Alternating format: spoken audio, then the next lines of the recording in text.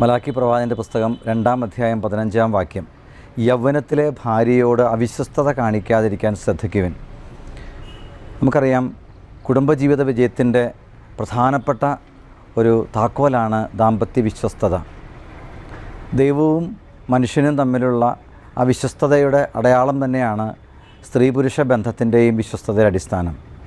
ഞാൻ നിന്നെ ഒരിക്കലും ഉപേക്ഷിക്കുകയില്ലെന്ന് ദൈവം നമ്മോട് വെളിപ്പെടുത്തിയത് കുരിശിലൂടെയാണ്. ഈ കുരിശിലെ സ്നേഹത്തിൽ നാം കാണുന്നത് ഒരിക്കലും ഭാര്യ ഭർത്താവിനെ ഉപേക്ഷിക്കുകയില്ല, ഭർത്താവ് ഭാര്യ ഉപേക്ഷിക്കുകയില്ല എന്ന ഈ ദൈവസ്നേഹത്തിൻ്റെ വലിയ ത്യാഗോജ്വലമായ ഈ സ്നേഹത്തിൻ്റെ ഓർമ്മപ്പെടുത്തലാണ്.